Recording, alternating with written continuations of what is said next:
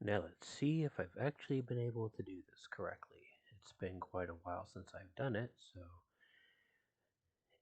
if there's any issues, I guess everybody will probably let me know. But, well, hello there. Is that Chimera? Chimera Akat? I hope I'm pronouncing that correctly. I hope you guys can hear me. Please let me know. I'm so bad at this. It's been so long since I've done it. Um, it's bad enough when I do this on a weekly basis and I forget exactly what to do then, much less that I do it on a. Uh, I think I haven't done one of these in months, so uh, I think it's actually working. Although for some reason I got this empty building video going on as the picture, which is not really what I wanted. I put a thumbnail on there. I think you guys may have seen it with not something that I did myself or anyone drew for me. I just found it on Pixabay. It's two cats wearing masks. I thought that was a good thing to have as my video, but it didn't work out that way. So anyways, let me say hey. Hello there. Oh, Horace Simply. Hello, hello, Rebecca. Nice to see you. Patty, always great to see you too. Hey, old school Kurt. How are the cats? The cats are doing good. Thanks for asking. Most of them are asleep right now. I believe my sister is asleep too. I'm probably the only awake thing in the house at the moment. Soft kitty, I like that. Um, where is Killer Orange Cat hiding? If you're asking me, I hide behind the scary pictures of the abandoned building. I'm really fine with showing myself like pictures, recorded pictures. Like I've anyone who's seen, I've done recordings of myself at the end of Q&A videos and stuff, and I'm really okay with that. Or I've done videos of myself doing Candyman or Bloody Mary things and Chimera. Okay, I remember that. But I don't really, I haven't got comfortable yet showing myself on a live thing yet. I get a little self conscious. Recording's a little bit different. This is pretty good. And I love your storm stories. Well, thank you, Kurt. I appreciate that. Um, hey, Brett. Hope you're doing good. Uh, hello, Daniel. I've seen you already, looking good. Well, I appreciate that. Yeah, it's not really as much of I don't like to show myself. I have no problem showing myself. I'm just not prepared to do it live yet because I think if I what I would do is I would keep looking at myself and I'd be like watching the picture of me live to make sure I'm not doing anything weird or and it would distract me from actually talking. So well, I've never had any problem with the Bloody Mary myself, to tell you the truth. I was doing a few of those when it's been a while. It's been a while, but the when I was doing them, I had done one in the basement. That's actually a very funny video if you can go back and look at that because there was actually something that kind of scared me in the video. There was some noises coming from down in our basement, and I actually thought somebody was down there. So I picked up this big fake sword and opened the door and went down there. It's somewhere in the early things, early videos that I've done. But I did a few Bloody Mary things. I did a shop vac. Well, I have no idea where this video is. I don't. It's just something I. It's a stock footage I've used before. Uh, but yeah, the I did a Bloody Mary in the basement. I did one in the gym. I also did Candyman in the gym, and I was gonna do Bloody Mary in the graveyard too, but I couldn't find a mirror to take me, so I was gonna slay Bloody Mary with a sword. No, what I thought there was an actual person in my basement before the Bloody Mary thing happened at all. So I did that, and I don't remember a whole lot about it, but I do remember being genuinely concerned that somebody may have actually been in my basement. So, okay, what's up? Hey, Dan, hope you're doing well. Sandra, I'm missing people. I will have to apologize. I try not to, but at the gym is awesome. Well, I tend to think that too. I lost my cat for a year and a half and then returned home overweight. Could someone have kept my cat locked up? It sounds like that's quite possible. Or that's a long time for a cat to go missing and then show up. But yeah, you won't hide in my basement anymore. Well, I appreciate that. No, there are a couple people that I've had some issues with around here. I think I've mentioned them before. Uh, I used to work at a cemetery, but it was a dead end job.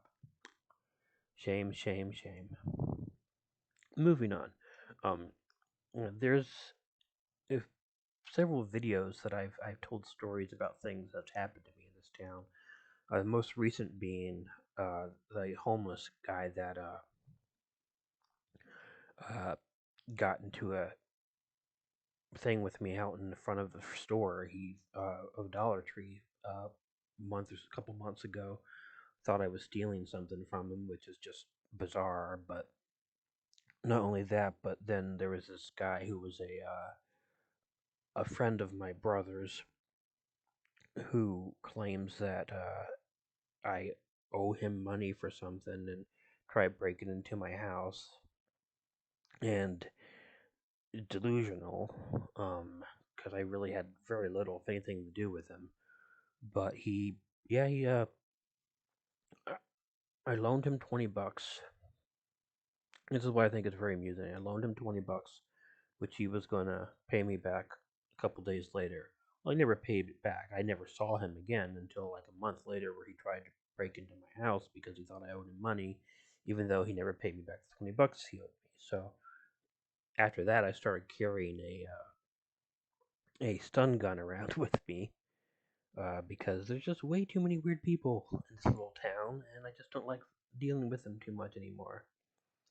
I just adopted a very overweight cat. She waddles. Well, she, yes, and the cat's very cute too. Hey, Shannon. Hello. Now, something that I was gonna when I mentioned this stream and the end of my last video, I did say I was gonna read two completely new original stories. I'm not gonna be able to do that. They're not finished yet.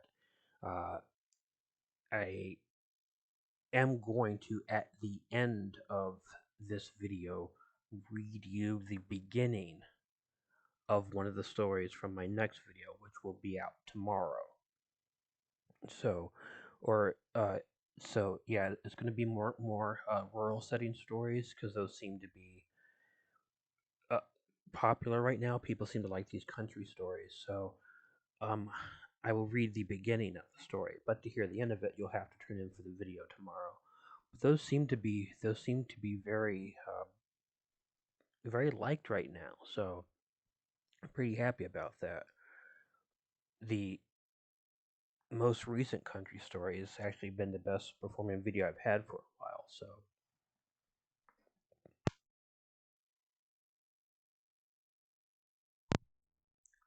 I'm quite happy about that. And I had a uh, very interesting thing happen to me last night when I was going through the comments and the videos. Somebody, somebody uh, thought that the stories weren't true and suggested that because they seem similar, that he thinks that I wrote them all myself. And wow, I like to say if I had 1500, if I could write 1500, I was very flattered actually. If I could write 1500 stories myself, original stories myself, I would be quite amazed. But it was like, no, no, no, guys. It's like, I work with them, but yeah, I don't. I never thought it was strange. He thought it was strange that I get such specific topics all the time, but I don't get a lot of them from subscribers. I find most of my stories by going out and actively looking for them, which is one of the reasons I can find three winter stories or three country stories further on that. And it's also one of the reasons why it takes a while for me to get the stories. I tried to explain to the guy if I was just writing my own stories, I'd be doing a creepypasta channel. I'd have no problem with that. And creepypasta, you can do so much more with because it's fiction and you can just be more creative. Hello, Mama Wolf. I like that name. The music you use in the stories makes it terrifying. Oh, the you must mean the rumble sound. It's from the only time that I've ever bought a song to use on the channel. I downloaded it. Of course, it's an Incompetech song, but I bought it and downloaded it. When you downloaded it, you get the different parts of the song. So, well, hey, Mr. Haunted, thank you very much for the super chat donation. It's nice to see you. But you know when you make a big entrance like that, it's hard to actually sneak in because now everybody sees you there. But thanks, and it's nice to see you. I hope you're doing good. And hopefully, hello to Slumber Reads there too. Nice to see you. And hi, Sandra. Uh, but oh, see, I completely lost my train of thought. Oh, when I downloaded the song, uh, it's called Giant Worm. I got the different parts of it, and one of the parts was just called Rumble, and that's what I use for the vast majority of my videos. I so it's the Rumble usually that, or if it's going to be a storm video, I tend to use a repeat of a thunderstorm I got from freefx.com. But for some strange reason, when I uploaded that last video on Monday, the thunderstorm one, it kept giving me like a copyright thing, saying that part of the thunderstorm rumble, the thunderstorm effect was claimed by somebody else's copywritten, which it's not.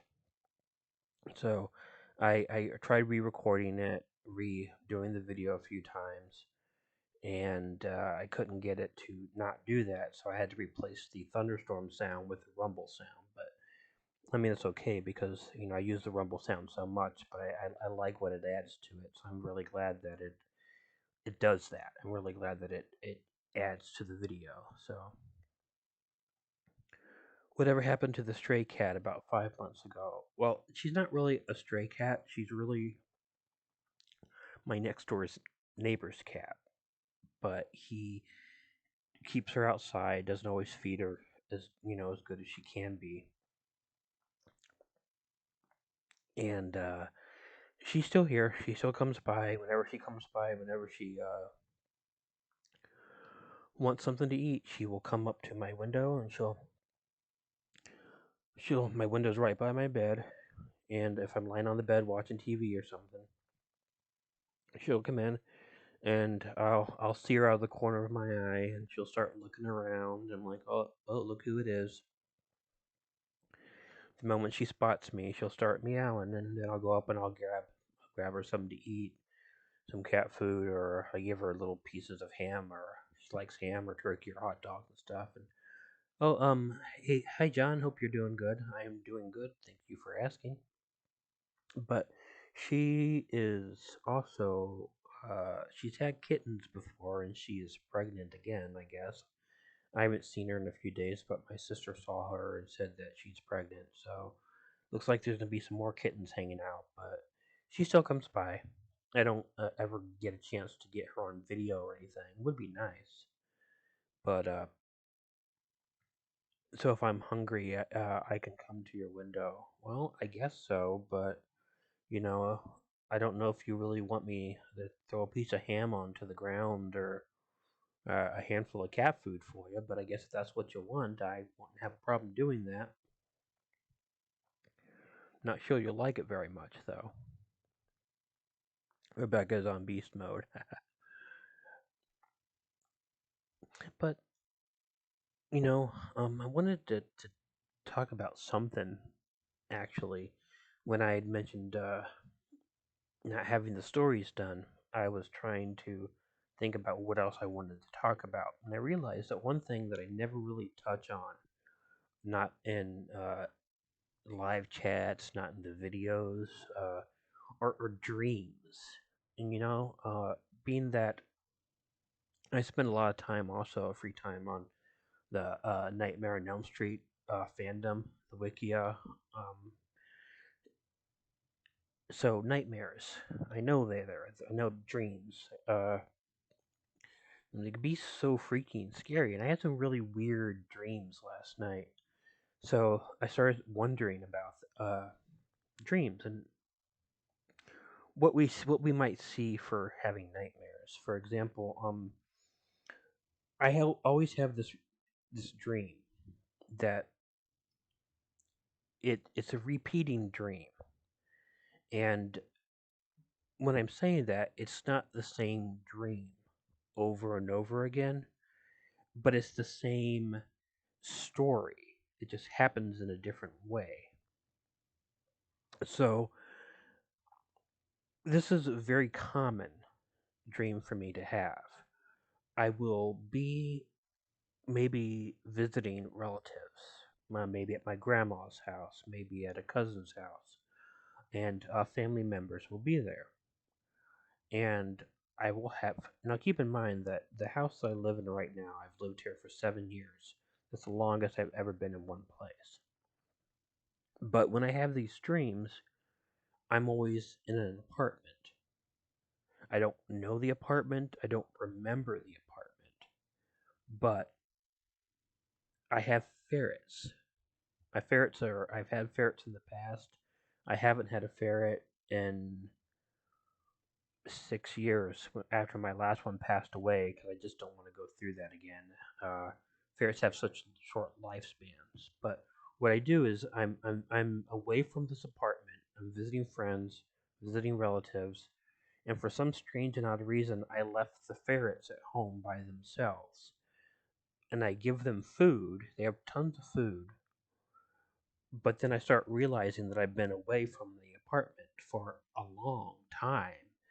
And I start getting worried that it's time to go back to the apartment.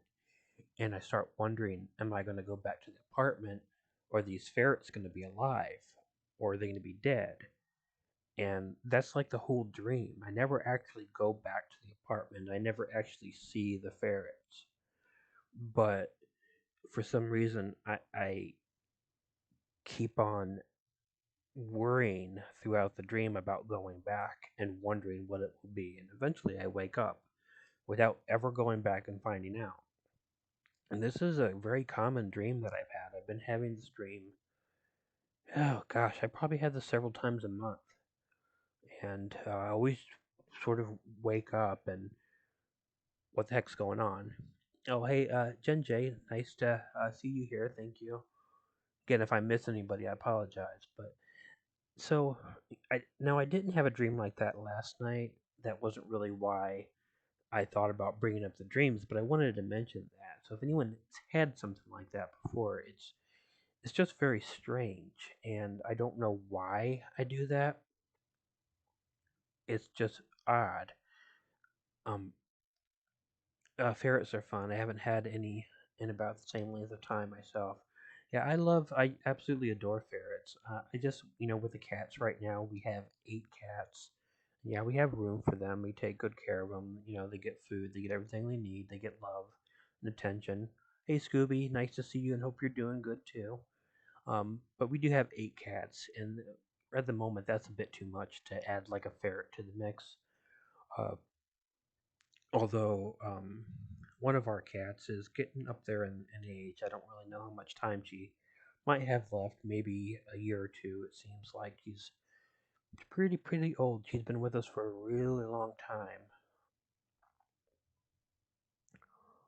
How many years have you been friends with Chills? I wouldn't say that I'm friends with Chills.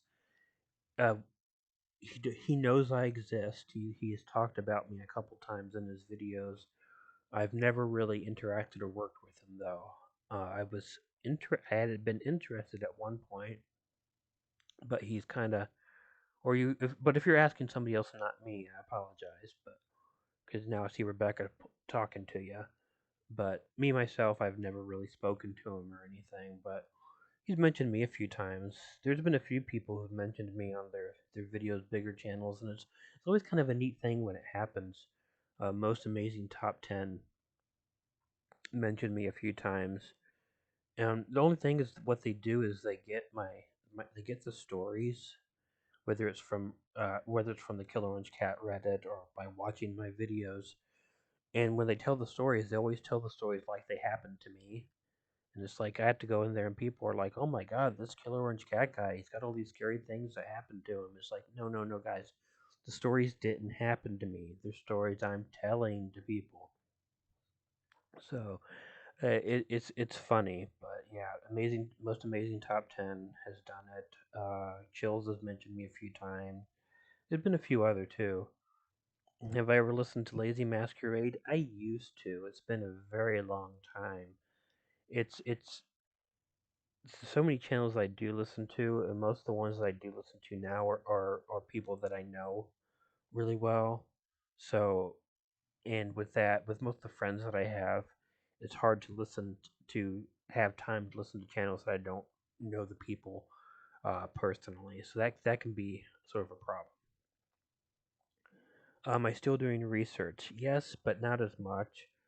I really wanted to try to transition to doing uh, much more videos, but the research that I do still is pretty important to me. So I don't do as much as I used to do, but I still do some. 20 ferrets, all rescues. They all had their own room, and and also had various cats at the same time. 20 ferrets. Wow. You know, if I could train 20 ferrets to be like my army and take over the town of Paris, Tennessee that I live in right now, I think that would be pretty cool.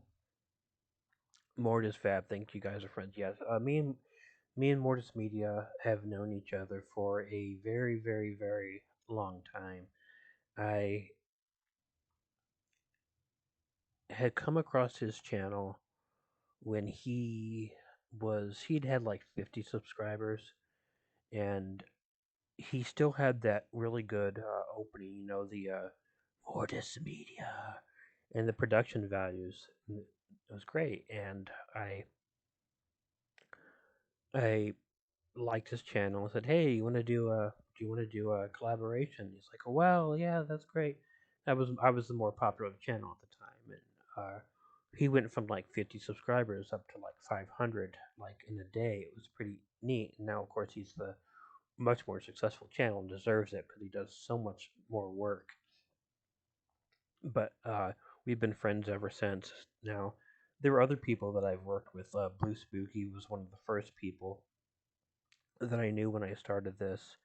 Uh, we were all small channels at the time. Me, him, and Joey's Nightmares.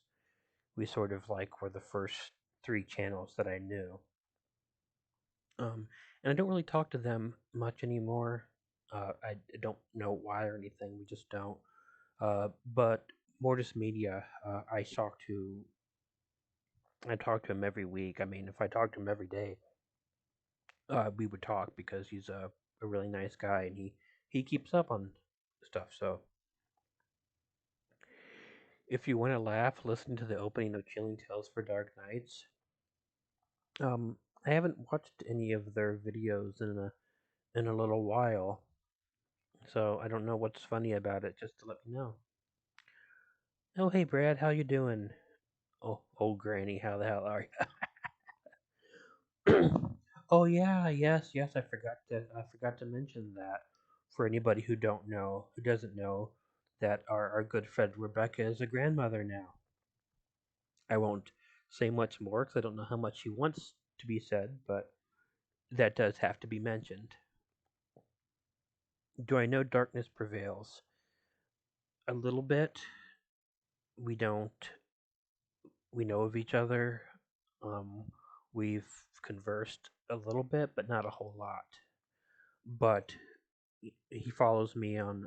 I believe he follows me on Twitter. I follow him. We've tweeted uh, back and forth a little bit. Never really had like a really long conversation, and I'm pretty sure that we've never worked together. But then again, it's hard for me to work together with some channels as uh, the same thing every day just mentioned there. It's the paranormal stories. I really don't do them very often, and that's why some channels that or even people that I consider myself to be really good friends with, like uh, Phantom of Darkness, I consider him to be a really good friend of mine. We can't really work together because he does all paranormal stories and I don't. It doesn't mean that I don't like paranormal stories. I do like paranormal stories. It's just I don't get very many of them. They don't really do well on my channel mostly, and I'm kind of jaded about them because there's so many videos on YouTube of people to that fake seeing ghosts, and then so many people believe them, and I don't know. It's really, really kind of gets me down and jaded about the supernatural that people are so willing to fake things and exploit it. So it kind of sometimes really keeps me from doing much with it because it just makes me feel kind of jaded. Whatever happened to Brothers Jackson videos, I don't know. They had come back for a while, and I was trying to, collab back with them again to kind of get things going, but it didn't last, and they sort of faded away again. Uh, I haven't spoke to them away from YouTube. We had spoken earlier in their time through email a lot, but I haven't heard from them in a long time. So, unfortunately, I don't know how they're doing. They were really nice guys, though. I miss them and wish they would come back. Yes, I have seen They Live, although I haven't seen it in a very long time, so I don't remember a whole lot about it.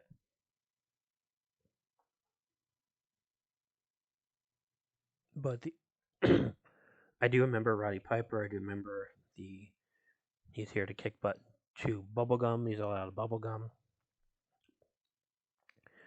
And I remember something about you can see the aliens. They're aliens, right? You can see them when you wear sunglasses. And other than that, I don't really remember a whole lot about it, but I did like it. It just wasn't something I guess that I got back on and started ever watching again. I did uh I did for the first time see Assault from Precinct 13 about a month ago. I've been wanting to see it for the longest time and finally checked it out. I was like, wow, I really like this movie. I actually almost watched it again right afterwards. The fight scene with Roddy Piper and Keith David is one of the best ever. I will have to go back and see that because I don't quite recall that at the moment. Like all the transparently fake Skinwalker and Wendigo stories, too many people making it up badly. Yeah, I only did Skinwalker stories once, and that was only because I knew a woman, an old woman, a Navajo woman, who had told me a story directly, and I kind of regret ever doing that video because I did this really silly, really horrible sounding laugh in the video, and I've never lived that down. So I don't know what I think about or what I even know much about it. That's another reason why I don't do skin. Even though I am quarter American Indian, I don't know enough about some of the American Indian uh, spirits or lore to quite understand if somebody is making something up or not. I let me give an example. Um, the When I did the Skinwalker video, I didn't even really know what a Skinwalker was. People just kept asking me to do Skinwalkers, and I'm like, well, I got to go find out what these are. So I went and I read about them, and thought, oh, okay, this is interesting. Um, what tribe? Ohio Valley Shawnee, and I thought that I had done good research and known what I was getting into, but it turns out I really didn't. And I felt like I kind of did a bad thing with that video because I just really didn't show this important Native American legend in the right way that it should have been done. So I felt bad about that. And I can't really do those again. So I won't be doing Skinwalker videos or ever again. And that's mostly why. And it would be like me trying to do a video about, let's say, a Korean spirit, a Korean ghost, or something. Um, I don't know about it, and so I'd have to do research on it. And if someone sent me a story about Korean ghosts, or if there's a specific kind, I really wouldn't know. So yeah, it's one of the reasons I prefer doing the things that I do now. The non paranormal things, because I just feel like by doing those, I'm not walking into something. I'm not making a mistake. There's nobody who can tell me. Okay, say I do stories about what it's like to live out in the country. I've lived out in the country. I've when I was when I was 13, 12, 12 years old actually. My family moved out to the country. So from the time I was 13, no, 12 until 16, I lived out in the country. And I mean way out in the country. Uh, I lived in I lived on a hill. The the bus ride to school was about an hour and a half long. Just to let you know how far in the country I lived out. So when someone writes a country story and they're talking about how they can get lost in the woods, or they can walk down a gravel road, or they come across some weird people living down this strange road, or they hear these noises, I can read those stories and kind of know that it seems like the person's telling me the truth. And so it's kind of like maybe one of the reasons I connect with those stories quite a bit. Yeah, out in the sticks. And even before then, growing up, even though I grew up before we moved out in the country, up until I was 12 years old, from when I was born, we lived on Navy bases because my dad was in the Navy and he got out of the Navy when I was 12. But even then, my grandmother, my aunts, my uncles, they all lived out in the country. So whenever we would go visit and we'd go for hikes and stuff like that. And it was always fun. I'd always do a lot of hiking and stuff and a lot of exploring. I found some weird things. A couple of the stories in the early country videos that I've done were my own stories. I think I revealed those in one or two of the videos. that some of the early stories were done for me. The very first story I did, the very first story, sorry about the cough there, that I did, I do not believe was a true story. It was a story that my stepmother used to tell me all the time. I'd never heard anybody else tell the story though, so it was a like 15-minute long story about this guy who was scared to death of crazy people, and his family moves out to the country close to an asylum, and he thinks somebody's in his room, and it's just a story my stepmother told me over and over again, and I'd never heard anybody tell the story before. So when I was trying to decide that I wanted to come out with a channel, I was trying to think of what would be a great first story to tell. And I thought, well, this story always scared me when I was younger, so I'm going to go ahead and tell that one. And so I did, but I don't believe it's real at all. I absolutely don't think that it's real. Hey, Kate OC, do you have a PS4? I do not. I I do not. I have the newest PS I have is a PS3. I have not been able at a point really yet to get a PS4. I do have a Switch Lite though. My sister was very nice to buy that as a present for me when she got her stimulus check. She'd gotten a Switch for her birthday, and it was and she bought me the Switch Lite for my for my birthday, and it was really nice to have. I was really happy. I like it a lot. I probably won't get a PS4. I guess if my when my brother passed away, he had one, but my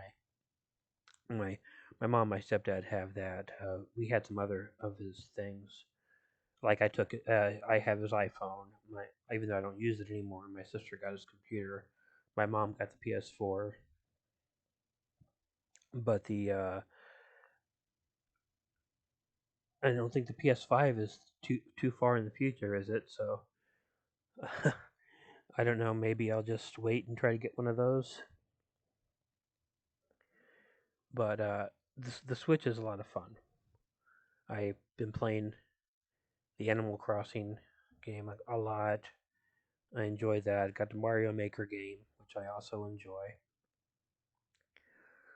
Mario Party, but it can't really play that on the Switch Lite. You have to, unless you have like a controller from a Switch. Which so whenever I want to play it, I have to go take the take one of my sister's controllers to play on it, which is just kind of weird to do. I barely found an area of my town yesterday that is creepy.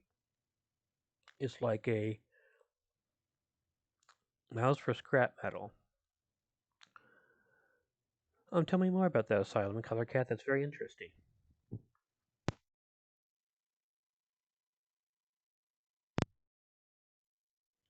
Salem's Lot, your favorite movie of all time? Oh, the Final Fantasy VII remake. Tell me how that was. I say that I've always been a Final Fantasy fan. I actually got I played from the original game up until 6. Didn't play 7. Went back and played 8, 9, 10. Did some other ones. And finally went back in time and played 7, but I wasn't really impressed with it. And I think maybe it was because I played them out of order, so it seemed so not as amazing as it may have seemed if I had played it when it came out. So I was interested in possibly doing the remake. Um, that would be a good enough reason to get a PS4, actually. Do I ever do vampire stories? I have never done vampire stories. I wouldn't be adverse to it, but as I don't believe that a vampire exists, it would have to be creepypasta. Well, actually, duh. I did. I've never done vampire stories. Yeah, I only took 2 years to do a radio play of Dracula, so I do have that done. if you've never listened to the production of Dracula that we did, I definitely would suggest going back and listening to that. It's got uh, Nordic Vampire doing Dracula, and he does an amazing job. Mortis Media is also in it. He plays Jonathan Harker. Between Mortis Media, Nordic Vampire, and Ghost Mummy, they all do great jobs. I'm probably the weak link. I played a Van Helsing, although I didn't think that I did a very good job at Van Helsing, and I really couldn't do the accent, so I just did him as Killer Orange Cat. So, well, then I'm glad that the Dracula was entertaining. I appreciate that. I was really happy about that. So, should I write it and send it in, or I know you're asking. I'm kind of getting a little behind catching up with everybody, but no, just to also go back, it's like I had wanted people when I did my very first stream to maybe send me or tell me what kind of nightmares they had. So the more I think about it, I might wouldn't mind doing a video on nightmares. And so the I, don't get me wrong, I'm not going to write out the story that I told you earlier because although the ferret dream bugs me, it's not really a nightmare as much. Now, I had a nightmare today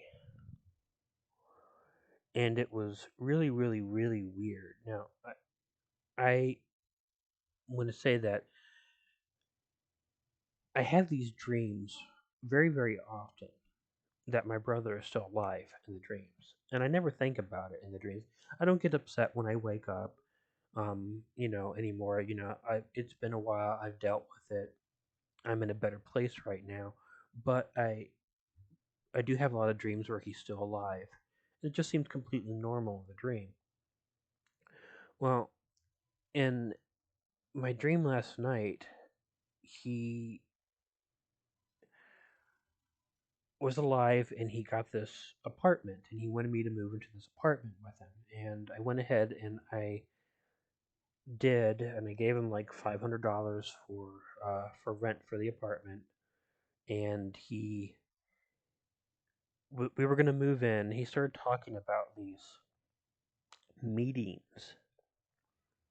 That the people who live in the apartment they have these meetings every day, and I'm like, well, I'm not gonna go to a meeting every day at an apartment building.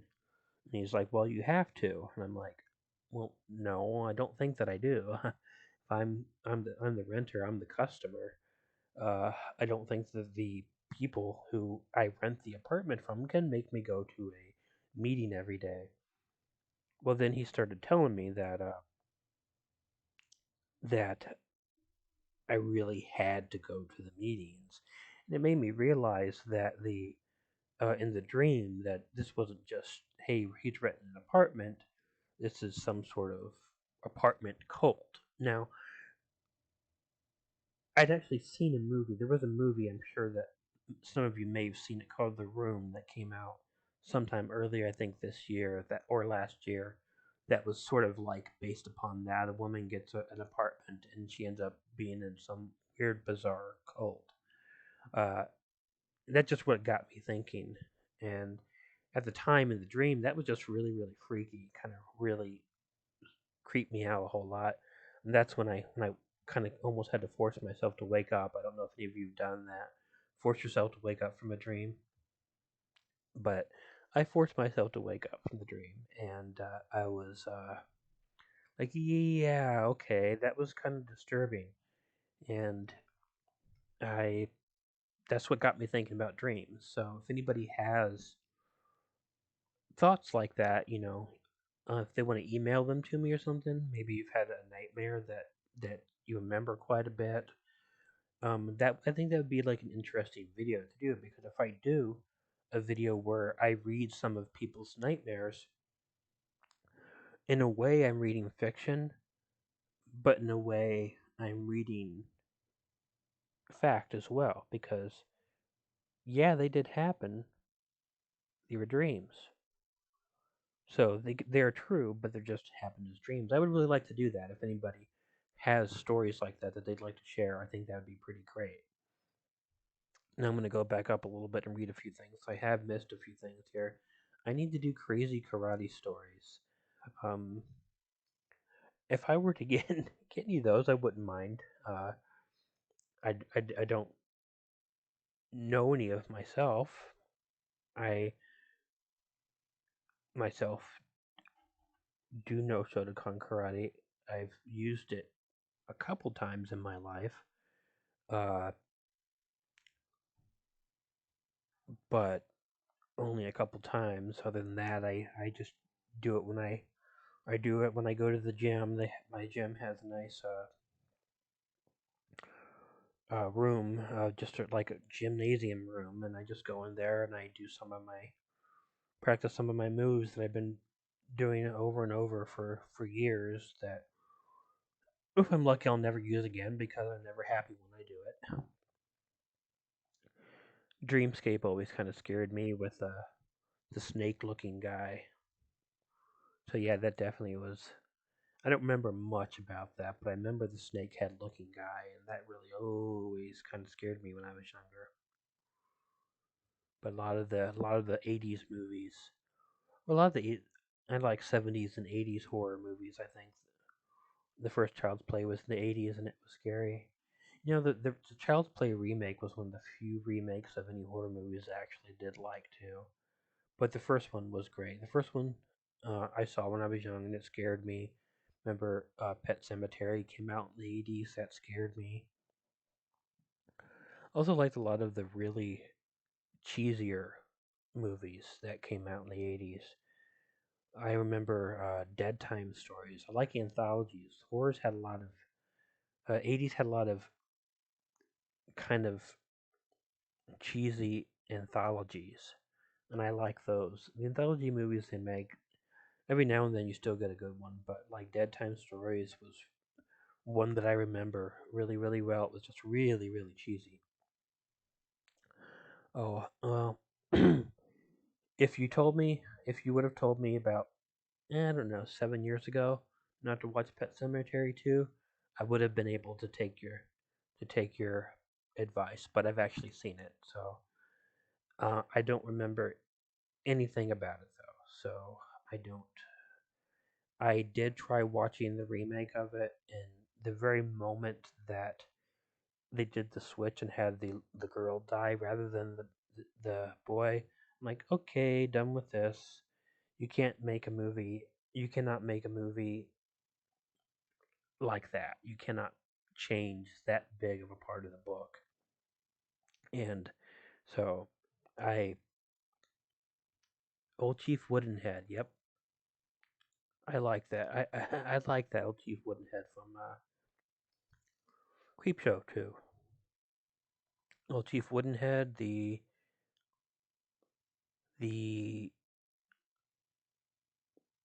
what do they call it? There's that oil slick thing, the raft with the oil slick that ate people, and then there was the last one. Thanks for the ride, lady. Thanks for the ride.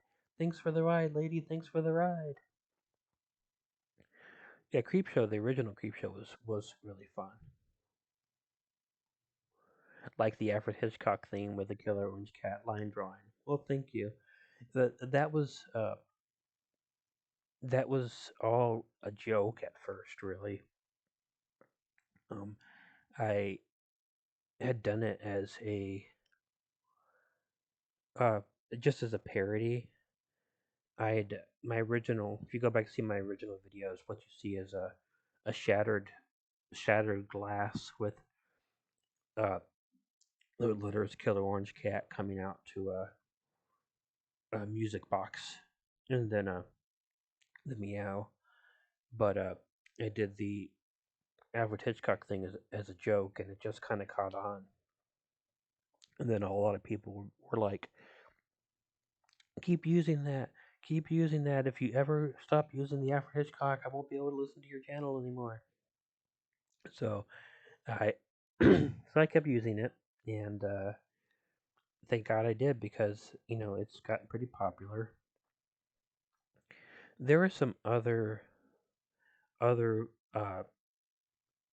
backgrounds that I use. I mean, first I used a Killer Orange cat outline that I drew myself, which everyone said looked like a big boob and made fun of me for. Um, and then the current one that I use was the first fan art that anyone gave me, and there was a couple more. One of a guy holding an orange cat wearing a monocle, which I really enjoy, and then uh, a black cat and an orange cat. But yeah, a whole lot of people gave me some really nice fan art. I really enjoyed that quite a bit. Oh, the Hitcher with the Hitcher with Rutger Hauer. That was woo hoo hoo. I think I was 10, 11 years old the first time I saw that movie, and ooh, talk about dark and heavy movie. Uh, Christina, she's my sister's sleeping right now.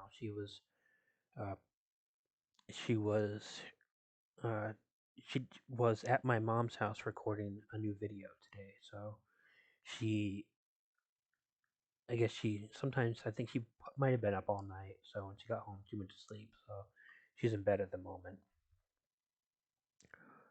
Hey, bitty bitty, how are you doing? How much have I missed? I've been about 51 minutes, I think. I'm probably gonna go on for about another hour. I'm going to end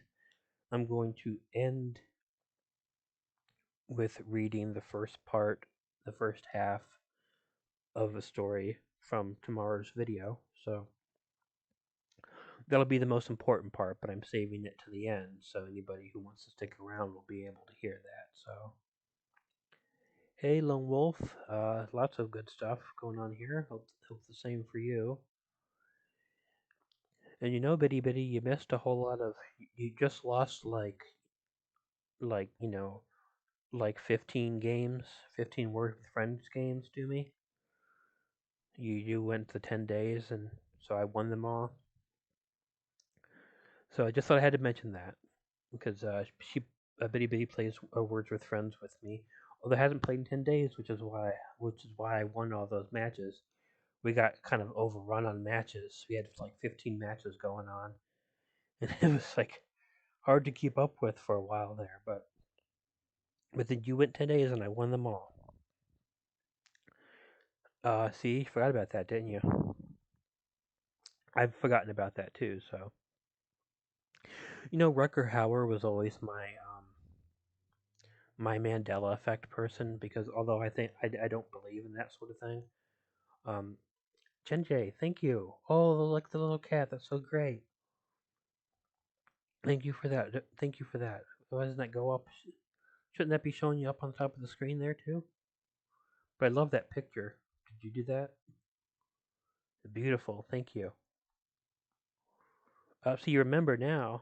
she remembers. Bitty Bitty remembers the games now, but there's no way of going back. I won. Ooh. But just start some more with me.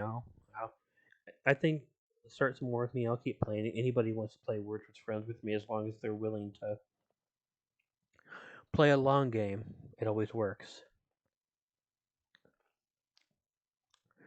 But yeah, Jen J, thank you again. I love that little cat. That is so cute. I'm gonna just like fascinate myself on that for like a while there.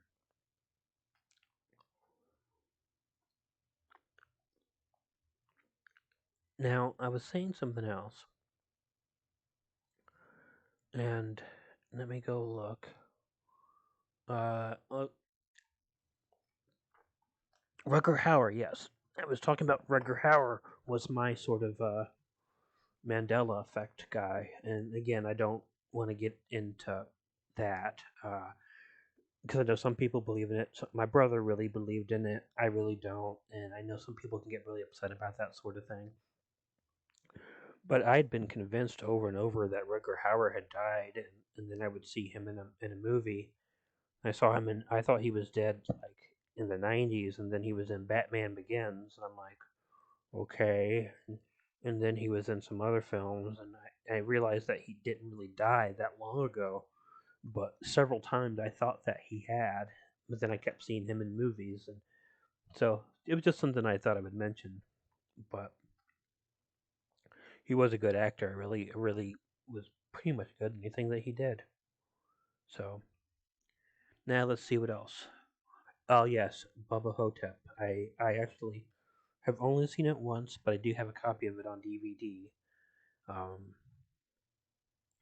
I can never say his name, but directed by the same guy who directed Phantasm, which is one of my favorite movies. If that would be one of the if you haven't seen if anyone here hasn't seen Phantasm, that would be the horror movie I would most recommend anyone to go out and watch. That's an amazing film. When I originally saw it, I was just completely blown away by it.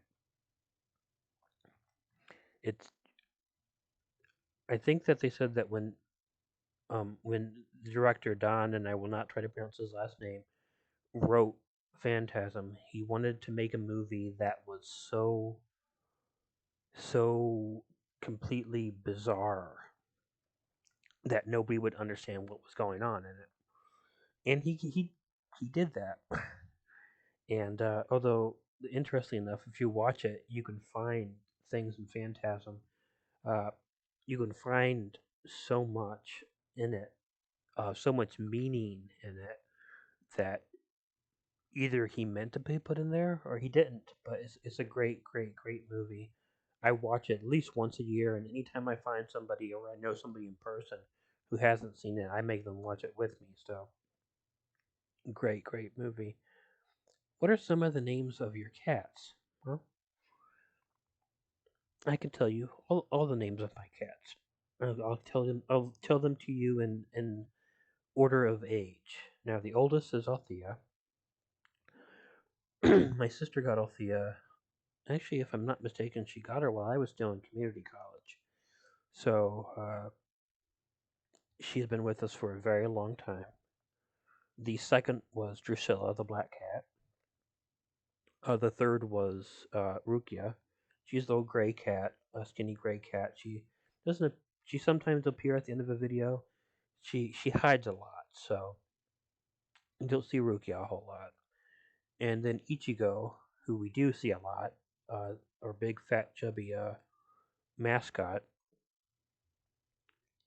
You'll see him often, and he is the fourth cat. And they were the four cats that we had for a while, and then uh,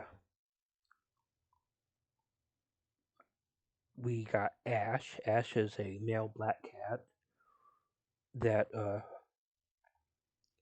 is with us then, and it was sort of yeah. Okay, we can get one more cat. Da, da, da, da. But then my brother's cat had kittens, and my nephew had hurt my brother's cat, so he didn't want to have the kittens around them. So we were going to take care of the kittens for a while, with the thought that he would take them back eventually, which he didn't do. That's how we ended up having 8 cats, and those 3 cats are Konohamaru, uh, Yachiru. Konohamaru is named after a character from Naruto. Yuchiru is named after a character from Bleach. And then there's Kujo. Kujo, who I named, was the only out of all the cats. Kujo was the only cat that I named.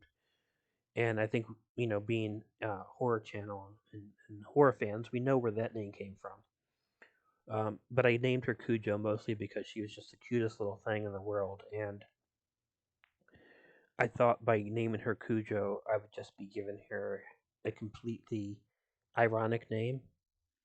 Only problem is now that we've had her for like 2 years now, um, I don't think of the name Cujo and think of the dog anymore. I think of the cat. So to me, the name has completely lost its its scariness because I don't think of a rabid dog. I think of a cute little cat who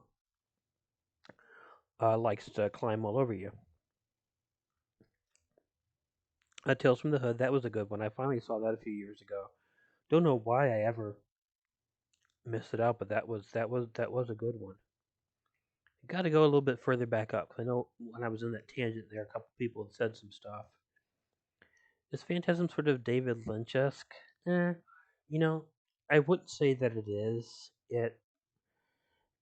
David Lynch sort of. I mean, maybe in a way that there are a lot of things that are open to interpretation, and I'm a huge fan of David Lynch. I really wasn't when I was younger, but then I watched Twin Peaks and Mulholland Drive, uh, and then I was obsessed when the original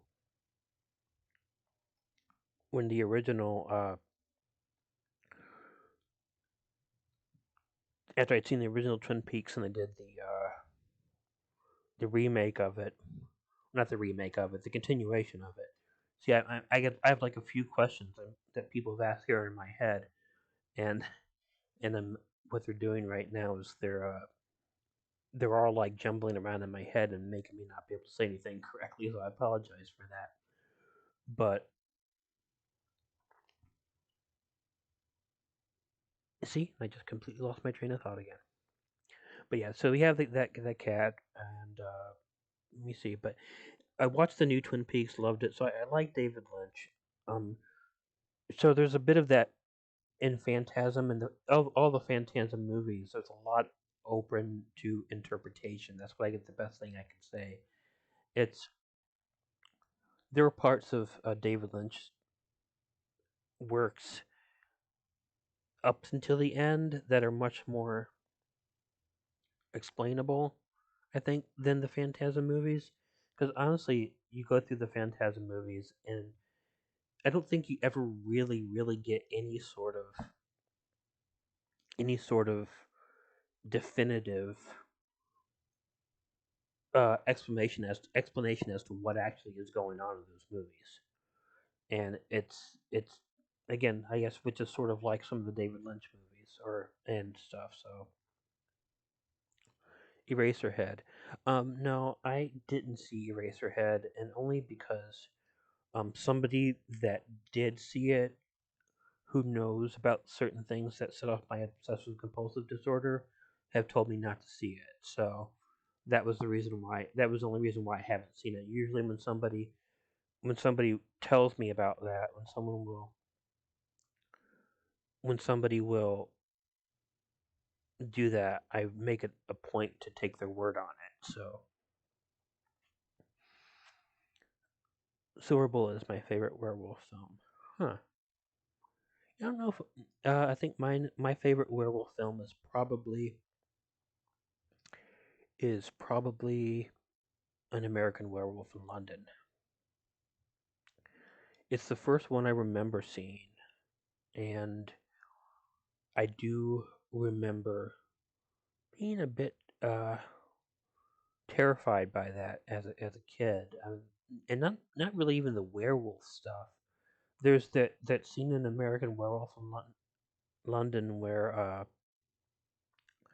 uh, where David in American Werewolf in London is having a dream, and he's having a dream, and he's in the middle of a forest, and he's lying in a hospital bed, and you don't see him for a second, then you see his face. It's not like a werewolf face. It's like the face Michael Jackson has at the end of the video Thriller. That scared the crap out of me. That scared the crap out of me when I was a kid, and like I say, it might be the only scene from a werewolf movie that ever scared me. And yes, I do have OCD. I have really severe OCD.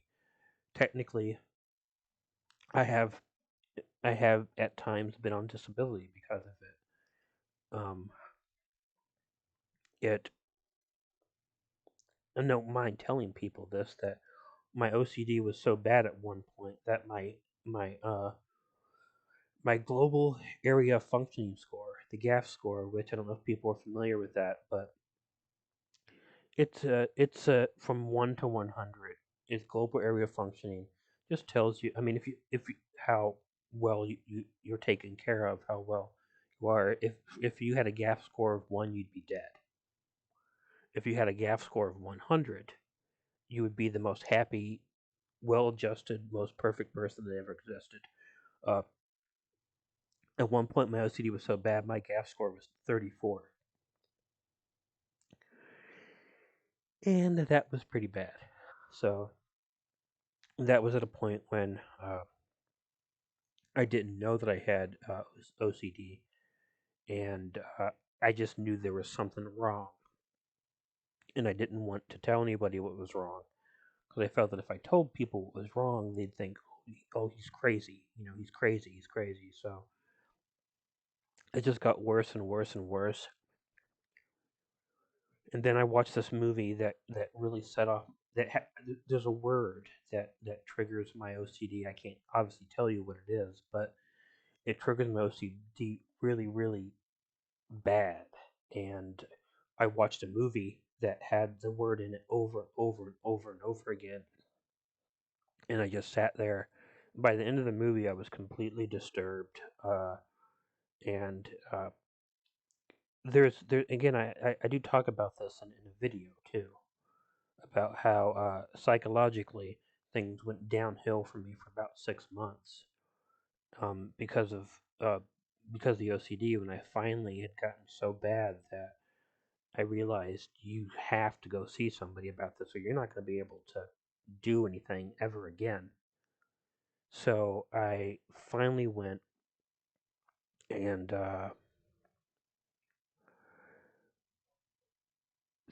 didn't think that it was OCD. I didn't really know what it was, um, but told it was OCD. Started getting put on medication for it.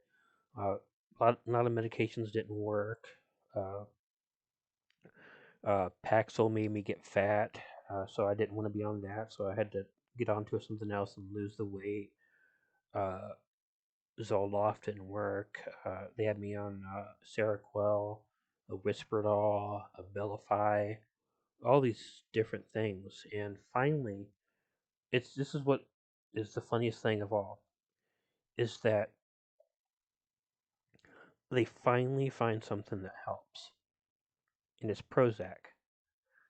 And the funny thing about that is, out of all these medications, Paxil, Abilify, maybe not Risperdal, but Abilify, Seroquel, uh, Zoloft, Wellbutrin, Prozac is the older drug than all of these, but it was the last one they tried on me, probably because the drug was generic. And at the time, all the other drugs they were putting me on were name brand drugs. And of course, the doctors got paid to prescribe name brand drugs. They didn't get paid specifically from a drug company to prescribe Prozac, which was generic at the time. So, but I'm on. Yeah, I take Prozac, and Prozac has had the best effect on it. So I like it quite a bit. Nightmare on Elm Street 3 is the best. That probably is my favorite of them. Although I would actually still say the first movie is probably the best made of the movies, but the third's the most enjoyable, I think. I took Zoloft and had a seizure and almost died in a car wreck. Well, you and I have a few things in common there, Kurt. I didn't almost die in a car wreck because of a seizure. I do have epilepsy too, which I take gabapentin for. But I can tell you that medication, I absolutely love gabapentin. Yeah, see, and Wellbutrin works for Barbara. But that's the thing, is that the medications, they work differently for different people. I mean, Wellbutrin did nothing for me. Zoloft made me worse. The only drugs that worked after my seizure, I was too scared to try take anything. I would on and off some things for a while. I I I actually had stopped taking some medications for a while, but then was starting to go really dark again. That's why why I went on to the Prozac finally, because things were getting bad. This was all while I was starting out in college too, and then they had me on for a while. I was taking Ativan for anxiety, and after I had my first seizure, I was taking it as a anticonvulsant as well. So, but I didn't like the way that it made me feel. Ativan, uh, being a tranquilizer, just kind of made me woo all the time. But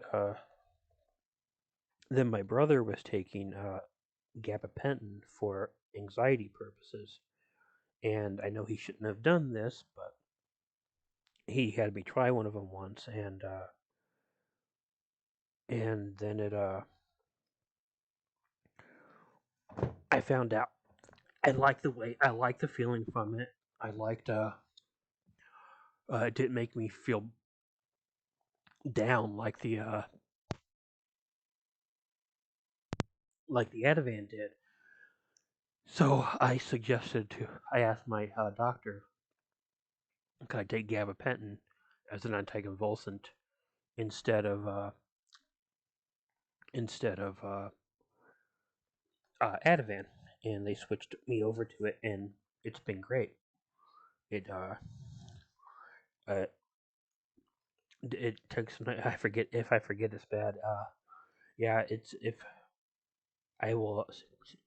See, gabapentin is a really well used medication. I know several people have said they've had it since I mentioned it. But yeah, it is good, and it um.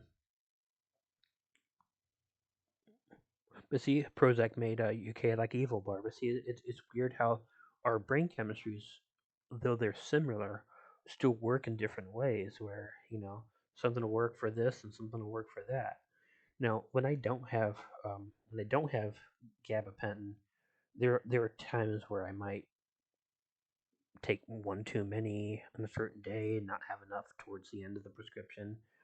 And in Tennessee now it's a controlled substance, which is ridiculous. Actually, um, I, I I guess people are abusing gabapentin with Vicodin, so I guess they made it a controlled substance in Tennessee. So there's more restrictions on it, and but there's occasion where I might actually um, not have one, and then I'll have like a partial seizure, and and if I have a partial seizure, it's going to be like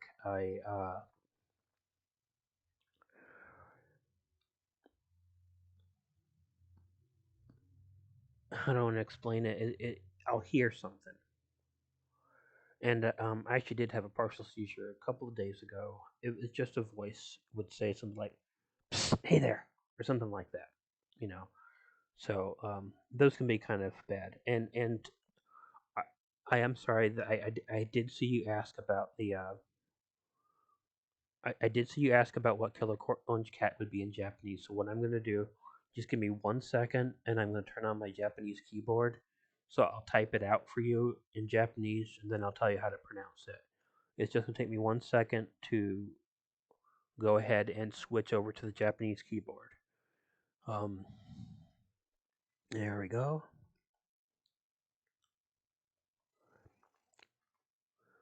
Now that is how you would spell it in Japanese, and how you would pronounce it would be Kuraonji Neko. Kuraonji Neko. So Kira being the cat, or killer. Renji, orange, Neko. Now, now I can't tell you if that's what they would call me in Japan. That's just how usually it's the way you work with some of the adjectives in description. but that would be the easiest way to go about it. Kila orange neko. And I like any chance I have, and I actually got to thank you for that because I can tell you, bull ice. What does that mean?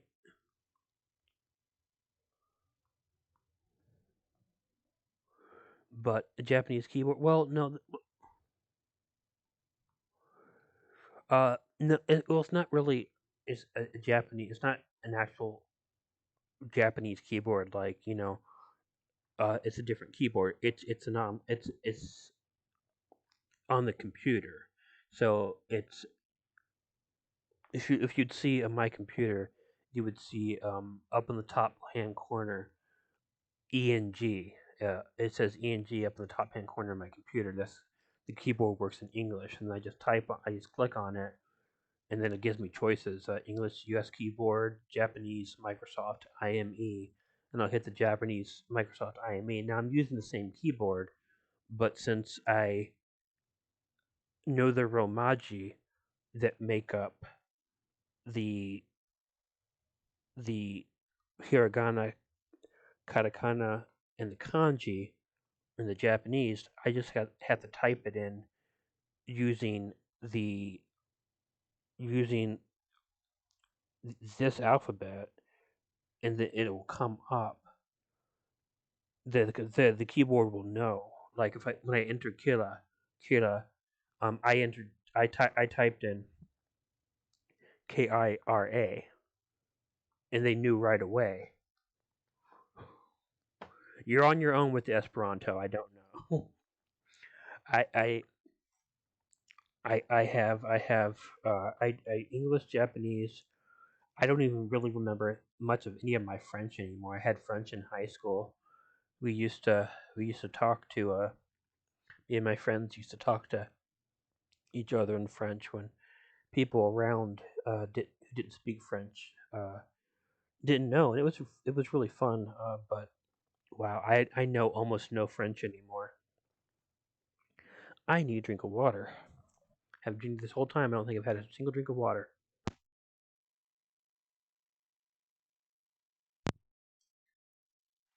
Oh, that really hit the spot. Well, see, does get better with time. Uh, Knowing you have it, you know, also helps. That's why I tell people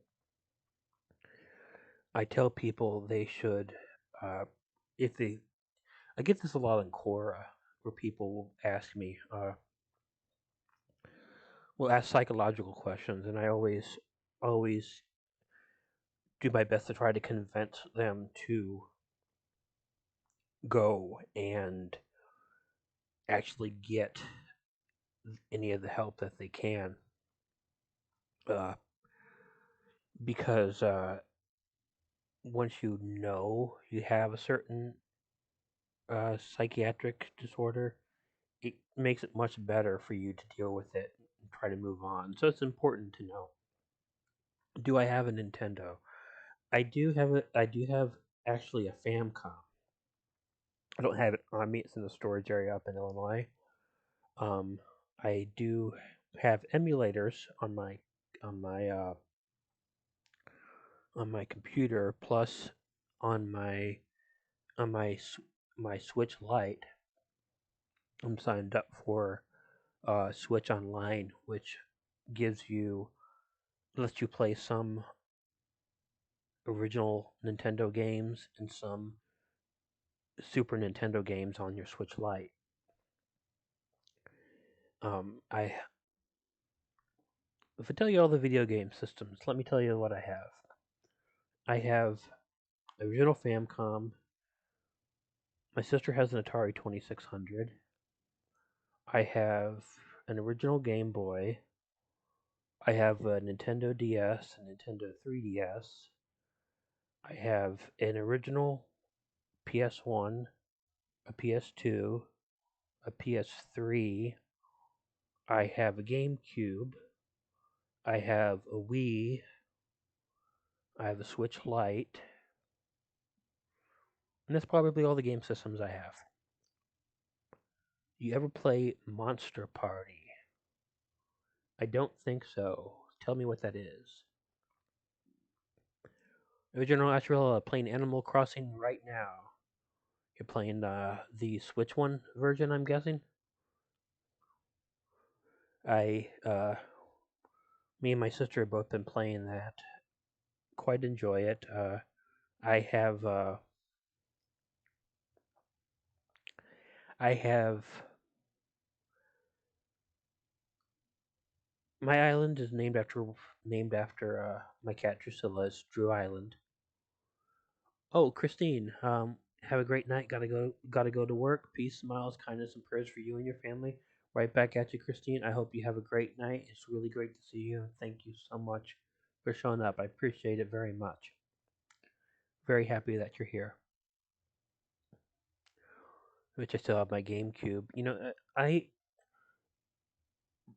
didn't have the GameCube back when it was uh, really in its day. I sort of got it right towards the end, but there are some games on it that I absolutely love. Mario Party 6 is just I just absolutely love that game and could play it like all the time.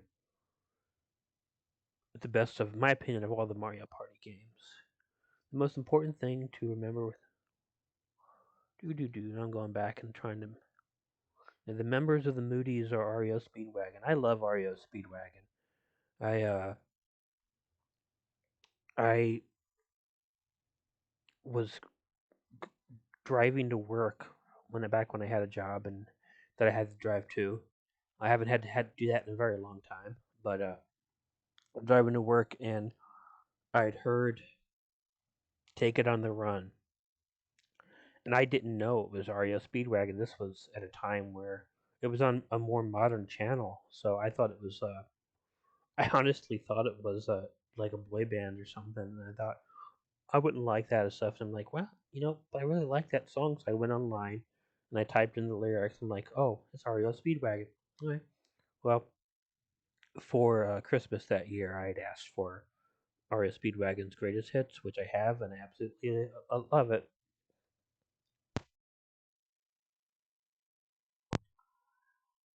Christine still got a Dreamcast. You have a great night. Good night. All members of both groups. Well, that's pretty neat. I have. I like the. I sort of. I like a few of the Moody Blues songs, but I'm a huge fan of REO Speedwagon. I like every song of theirs that I've ever heard. So playing Farmville is about the closest I got to playing any game. What's really I've always found really amusing? My mom. Um, my mom plays World of Warcraft. My sister was the first to start playing it, and then my brother was playing it too, I guess. But my mom is just a World of Warcraft fanatic, and I've always found that just highly amusing, highly amusing. Uh, but she recently retired, and I don't know how much time she plays it, but I play World of Warcraft too. Whenever I sign on, she's on there. So she's probably playing it quite a bit. But she plays it more than me, and she knows about it much more than me. Uh, we do different things on the games and stuff, but uh, she spends a whole bunch of time playing World of Warcraft, and I've always just found it kind of funny. I I remember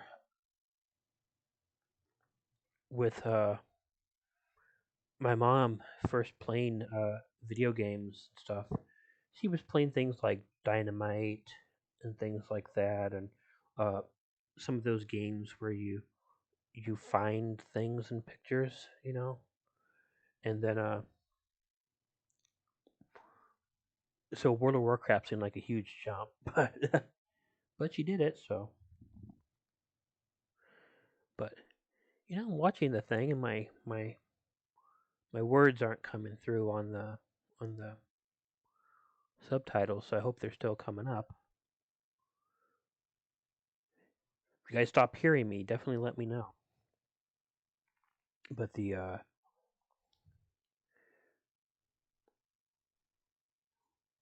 trying to move things around, I have a pretty big TV. When my brother, one of the things I got that my brother left over here was his computer, uh, TV monitor, the TV he used for his monitor. So I can sit back and be relaxed and have this conversation. For some reason, my words aren't coming up on the uh, on the closed caption. It's freaking me out.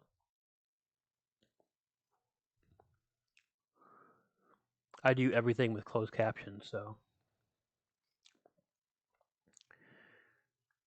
I watch everything with closed caption, TV with closed caption, movies with closed caption. If I try to find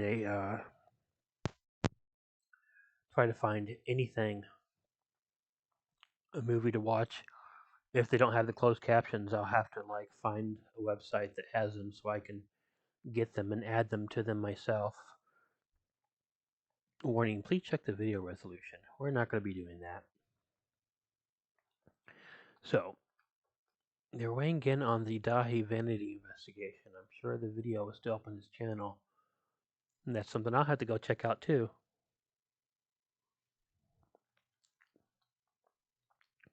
Who did the artwork of Ichigo with a black eyeliner that's running down? That is done by. Let me get that. I'm forgetting the name off the top of my head, but that was something that I'd found on a deviant art page once, and I'd felt bad about it because it was so long after I had originally, or after the person had originally made the artwork. So I felt really, really, really, really bad that I hadn't gotten it or acknowledged the work sooner than that. But it's a fellow from a DeviantArt account. I just have to see if I can find it. Ninja reward. I might have to just go there and type in Killer Orange Cat. Okay, I think that's what I did originally and found it. So, Killer Orange Cat. Artists. Pictures. Collections. More Killer Orange Cat. Wow, this is a lot of Killer Orange Cat stuff here. Wasn't quite like that when I first did this. There was like, I know what I do. If I don't put in the, I don't need to not put in the spaces. Do do do do do do do. Isn't it just fun listening to me? I just talk about nothing. There we go. Narumo. I will give a link to the page. Just give me 1 second.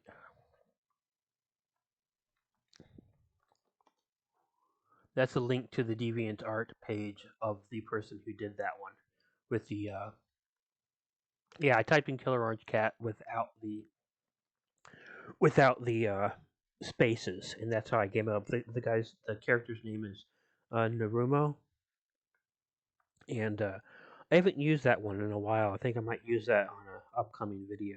So I hate when my cat uses my eyeliner without my permission. I think if your cat did use your eyeliner without your permission, it'd probably make a pretty pretty bad mess. Pretty bad mess. But yeah, it's a great picture. I loved it. And the very moment I saw it, I'm like, oh no, I have to. Oh wait a minute. I think I just made a big mistake. I think that's not what you were asking about. That was the cat with the monocle. The eyeliner. You mean the one that's on my? You mean the one that's on my front page? Um. Uh. Don't. The one that's on my front page of my YouTube channel. That one I'll have to look for. That was sent to me through an email. I apologize. I completely messed that up. But it's I thought that I had that person credited, but I may not have, so I'll have to check that out. After the stream's done, I'll check through the email. Yeah, I apologize. That was completely messed up. I'll do this after the stream's over. I'll go through the emails and I'll find exactly where that was. Because if I don't have that credited in the details for the channel, anyways, it really should be. Because the person who sent that to me, it was very one of the most early pieces of work that was sent. So once we'll be doing this here in a few minutes. When I read the first half of a story from tomorrow, that's how I'll end the stream that way. But as soon as I'm done with that, I'll go in and I will get that out. So just check and we'll figure it out. But no, I appreciate you asking me, so we can take care of that. Uh, Person definitely deserves credit. Anybody who gives any work for me definitely deserves credit. Your, Rebecca's cat is sitting on her foot. Is your foot gonna make it through? Now, personally, I like her cat, but she's the one who's always got to mention his weight all the time. So, it's a very cute cat, though. Ernest, Ernest scared stupid. I'm having too much fun naming off old movies with you other old farts to leave now. I am enjoying watching you guys talk about those old movies because they're bringing back a whole lot of old memories for me. So I never saw Ernest Scared Stupid though. Although I did see, or I did see the Beverly Hills Billies movie, which I mentioned because Jim Varney was just mentioned, and he was in that. Although the only thing I really remember from the Beverly Hills Billies movie is that boy in the wrestling match getting his crotch stomped on by the girl. That's really the only thing I remember about the Beverly Hillbillies movie. But it's amazing that that would be the thing that I would remember. But I guess it's what made the most impression on me. But I remember that Jim Varney and I think Dolly Parton was also in it. Susie, I love all your videos. Thank you very much. I appreciate it. I'll give it a watch. I'll take your word on it, Kurt, and I'll put it in my list of things to watch. Much watch. You know, I read it as must. So, but then again, that's what your mind, cognitive psychology. That's what your brain does. My brain filled in the word, and I saw it as must. So,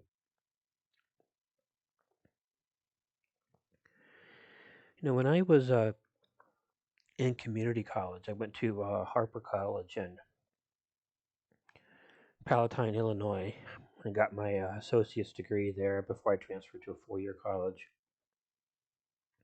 I lived right across the street, um, in this gay couple's house. It was really nice. Two of the nicest people I've ever known. And they always watched the Andy Griffith Show. It was like on like all the time. And I don't know. I always thought that was kind of neat. It you got me thinking about that. It was like Andy Griffith was on all the time. I can't really watch it as much now. Or watch a lot because you know uh, my dad kind of looked a lot like Barney Fife or looked a lot like Don Knotts. So it's weird for me to watch anything with Don Knotts in it usually because it's like watching my dad. So it's kind of weird. Tucker and Dale versus Evil. That was really good.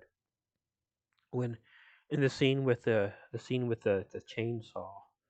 Now I'm not a person who really laughs out loud a whole lot. I'll be amused by something and I might smile. I'm not a person who laughs out loud a lot, but when I saw that scene in Tucker and Dale versus Evil where he saws into that hornet's nest with a chainsaw and comes running out with it like it's uh, Texas Chainsaw Massacre, I laughed so hard I had to pause the movie so I wouldn't miss anything else that was going on because I don't know, it took me like 10 minutes to stop laughing. And that was so funny.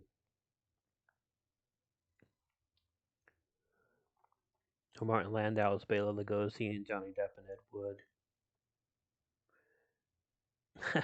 Troll 2. I was just thinking about Troll 2 last night or the night before. It's weird that you mentioned that.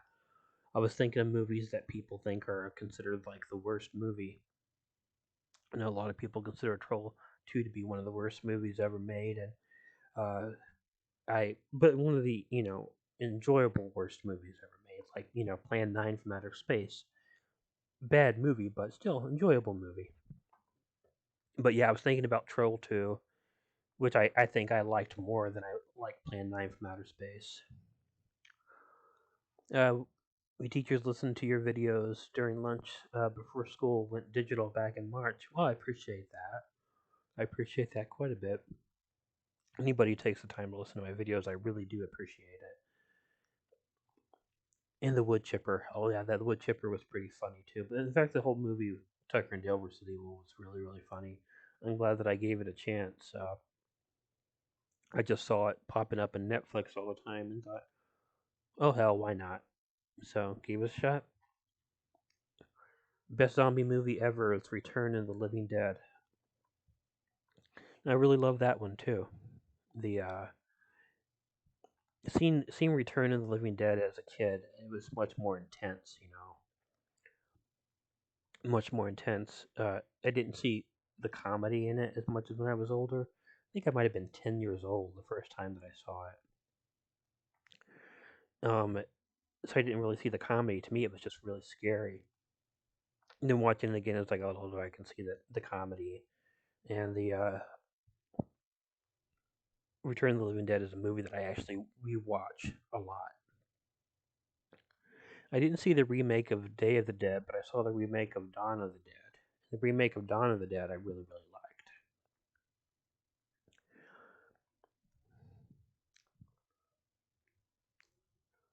I'm so happy you read my comment. Oh, well, I try, I do try my best to keep up with all of them as much as I can. There's not a whole uh, lot to keep up with, but I get behind sometimes, and I'll skip over. I'll actually miss some people, but I try not to. I try not to. It did take me quite a while to get that uh, Japanese translation of Killer Orange Cat out there, but I did eventually get to it. House of Wax was the first 3D movie I saw. The first 3D movie I saw was the Freddy's Dead: The Final Nightmare, and I saw that. That was only part of that was in 3D, and before that, no one ever took me to a 3D movie, and it's just so funny thinking about how the 3D was back then to how it is right now. It's like when they started doing 3D again. I think the first movie I remember being 3D was Coraline, but I didn't see that in the theater in 3D. When they did the new 3D, the first movie I saw in the newer 3D was The Final Destination, and that was all pretty good. Yes, I like that. I was pretty blown away by the difference between the old 3D, where you saw like several versions of an image coming out at you and stuff, and then the new one where it's done so much better. I never would have thought they could. But the old 3D still works on TV. I have a Nightmare, no, Friday the 13th Part 3. I actually have 3D glasses for the old 3D and the video in 3D, and you can watch it on your TV and it still works. It's pretty neat. Uh, Third, Dragunov. OKOC, I hope all is well. I love the vids. Thank you very much. I appreciate it. All is doing pretty well. I appreciate it. Clown House is the scariest clown movie. I don't get scared of clowns. I don't know, I know a lot of people do, but don't get scared of clowns. Uh, Michael Pickle, what's up? Not a too terrible much at the moment. What about yourself? Hope you're having a good night. Hope everybody has been having a good night. The Evil Dead series was great. I agree. That's one of my. Evil Dead 2 is my favorite horror movie. And again, I was young when I first saw it, so I didn't really get that it was a comedy when I saw it when I was much younger. So when I got older and I was able to watch it again, see the comedy in it, absolutely loved it. How did you get started on YouTube? Okay, that's a good question. I won't mind answering that. It's happened. This was during. Now, first off, I want to say that I can tell you I didn't know about creepypastas or scary, uh, true scary story videos, anything like that. What had happened was I was looking for a video that I had seen on TV about a I don't remember, about some. It was about somewhere in Florida where they were talking about some haunted places in Florida, and I didn't find that video, but I found another video where somebody did a top 25 creepiest places on Earth. It was from the top 25 channel, and there was I forget the name of it, but there was a Japanese amusement park in Japan. Well, of course, in Japan that they focused on, and I just thought it looked really creepy. So I started getting a little fascinated with it and started trying to find other videos on this amusement park. And after that, I started hearing about. Started getting in my YouTube list all sorts of other recommendations for videos of uh, top 10 scariest urban legends, top 10 scariest creepypastas. I'm like, what the hell's a creepypasta? I didn't know. And then I start getting other videos, and I started listening to some people. I started listening to Creeps and Pasta was probably the first one I started listening to. Then I started listening to some of the other big narrators. Now, at the time that I was first getting interested, King Spook, Mr. Nightmare, they weren't big, huge channel at the time. In fact, I remember Mr. Nightmare before he hit 50,000 subscribers. He had changed his name by accident, and they wouldn't let him change it back to Mr. Nightmare, so he was a little upset. But eventually, they went ahead and let him change. And I'd been listening to him, and he started doing true story videos around that time. And at the time, most people were just doing creepy pastas. So he started doing true story videos, and that's when his channel mostly started to like explode.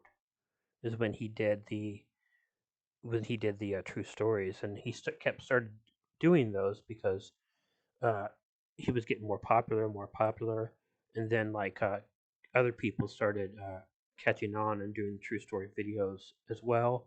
There was King Spook, Elfin Like Hoda was a channel that I used to listen to, but I don't think he does anything anymore.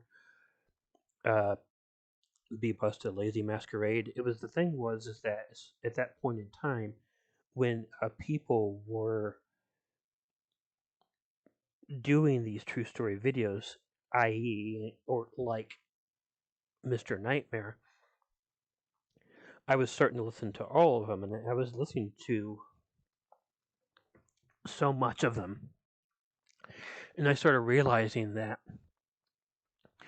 it was hard for me to listen to full videos because people were doing the same stories over and over again. That made it really difficult because, I mean, say I wanted to maybe turn the monitor off and just listen in the dark. Well, I'd be listening in the dark, and all of a sudden, wait, I've already heard the story on another channel. I thought, okay. So this has been about 2 years at this point since I first discovered the creepypastas and was listening to them like constantly. And that's when I thought, well, maybe I will go ahead and try to do this. But I need this equipment and stuff to do it out. So what I did was I remember the story that my stepmother used to tell us about this. I mentioned this earlier in the stream about this uh, person who was scared of insane asylums and heard a knocking on their floor, and a pair of scissors came out from under the floor. So I thought, well, I've never heard anyone else tell that story before, so I'm going to go ahead and do a version of that and put it on my channel, make a channel. So what I did was I didn't have a microphone at the time. I guess my laptop had one, but I didn't know. So what I did is I took out my cell phone and I downloaded a sound recorder. And I didn't know anything at all about uh, about recording, and I didn't know that I could edit the recordings on my computer. So I spent about 8 hours recording that first video because every time I made a mistake, I stopped and started over from the beginning again. So when you listen to my very first video, that is from beginning to end is uncut. That is one complete narration from beginning to end. There was no pauses or anything, and it took me 8 hours to do that. And it just sort of I did a poem next and stuff, and wasn't really planning on sticking with it other than telling that first story and stuff. But then just thought maybe I should go ahead and try it out. So I thought, okay, well, what am I going to do? What am I going to call my channel? If I'm going to do a channel, what am I going to call my channel? And I think it was kind of, there was another channel where a person kind of dismissed me as if the person sort of said I didn't have what it took. And that kind of lit a fire under me. It's like, no, don't you tell me I don't have what it takes. So if you want to tell me I don't have what it takes, the first thing I'm going to go out and do is do everything I can to prove to you, yes, I do have what it takes. And that's what I did. That was the reason I decided to continue with the channel, was because I wasn't going to have somebody telling me that I was not going to be able to do it. So that's where I decided, okay, then I need to have a good name for my channel. And I was trying to find a placeholder name because the channel, my account's name was just Jacob Fox, my name. So well, nobody wants to do that. So what am I going to do? It was the avatar I had on my account at the time was of our orange tabby cat Ichigo, looking at me like he was pissed off. Um, and said he looked like he wanted to kill me. So Killer Orange Cat just popped into my head, and that's where it came from. And originally, when I used that name, I wasn't going to keep it. It was going to be temporary. But then, so many people,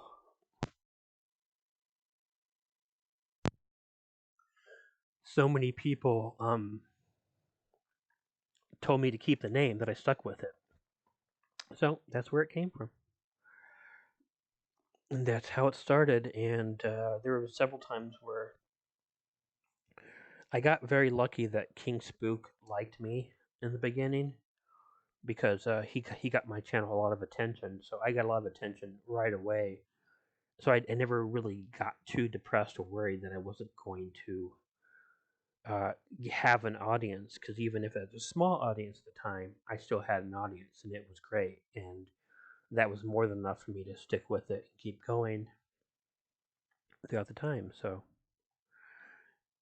that's how it all started, and how it's all going. And then I have met so many people along the way, and Killer is handsome. Well, thank you, thank you. Uh, I'll probably get up the nerve to do another to show myself again sometime soon, eh, but live is a little scarier for me. I don't mind it taped, but live is a little freaky. So I probably missed some questions there. Let me look back. You see, you're still here at KSC, and we're still here with you. Thank you, Barbara. I appreciate that. Uh,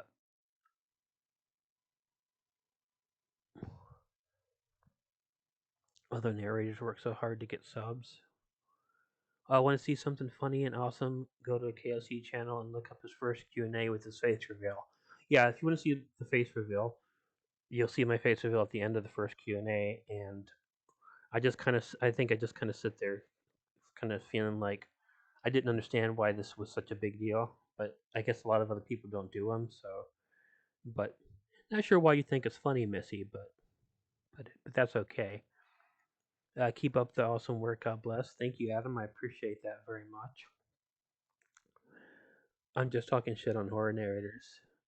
I'm sorry. Creepy Fox is good. Creepy Fox is good. I've been listening to Creepy Fox a lot lately. Uh, he uh, he kind of has a similar thing as to me. He tries to get the original stories as much as possible. Um, and he is foxes are wonderful. I mean, my name Jacob Fox is not the name I was born with. It's the name I changed my name to when I was younger. Uh, but foxes are my absolute favorite animals, so that's why I changed my last name. But let me see, what did I miss here? I missed some other stuff when I was telling the story about how I got started. So I apologize. There's so much to go back through. um, let's see. Um, do do do do do do do. Bravo KOC by Chimera. If I got it correctly that time, I hope. Thank you. Nightmare Files, all fake stories, but great narrator. I like Nightmare Files. Lazy Masquerade, Mr. Nightmare, Mr. Haunted, who was in here earlier and made a nice little donation to my channel, which was very nice. And if you as far as favorites as I go, it's hard. I don't really know if I like to say favorites because I have so many people that I'm friends with that I feel like naming a favorite would be a bad thing for me to do. Um, but I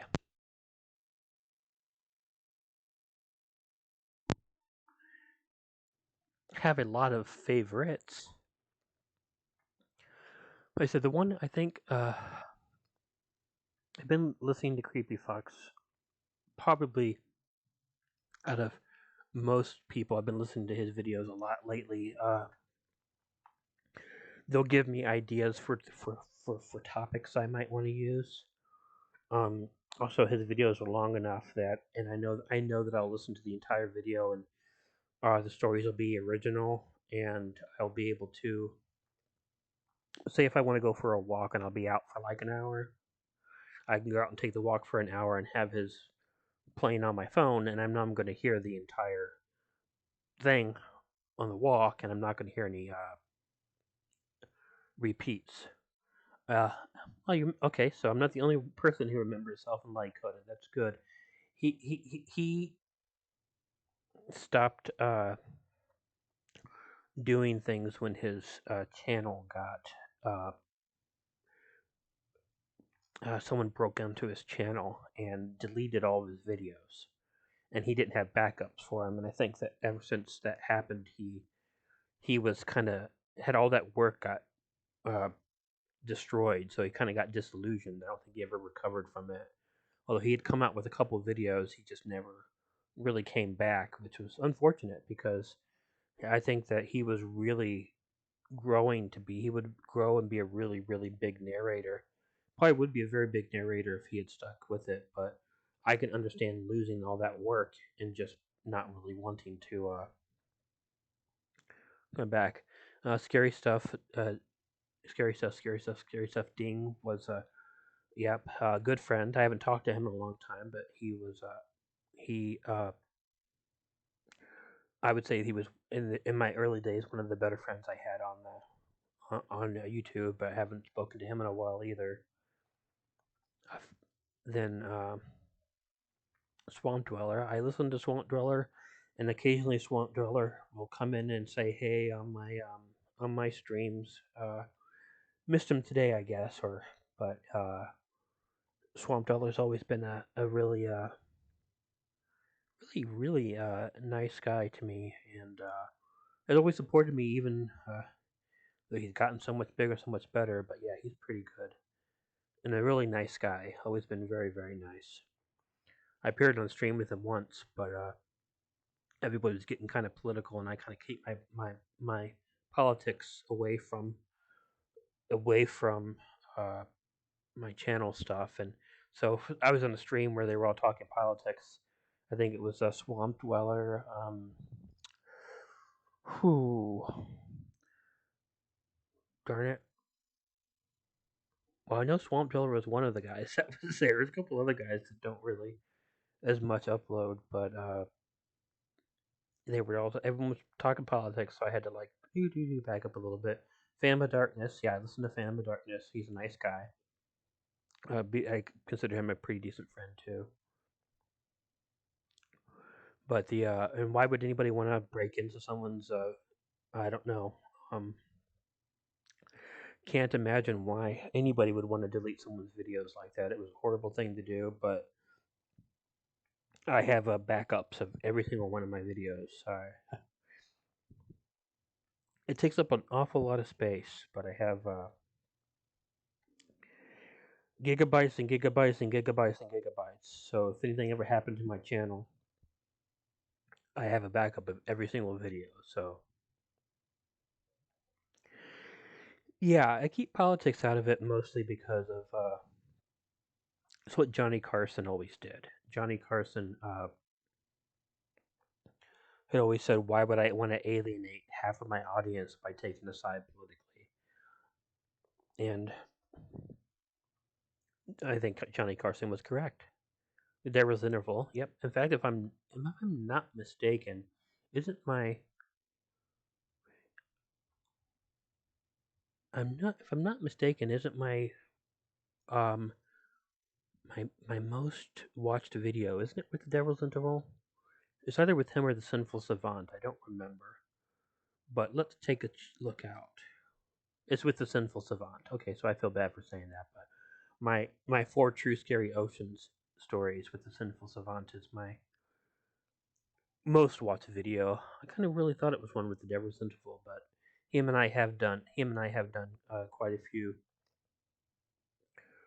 uh, collaborations, and I like when I do those with him because he makes such neat little openings where he'll do things with uh his animal and with Ichigo, my cat. So uh Adam, hey KFC, keep up the awesome work. God bless. Right back at you. Thank you very much. I appreciate it.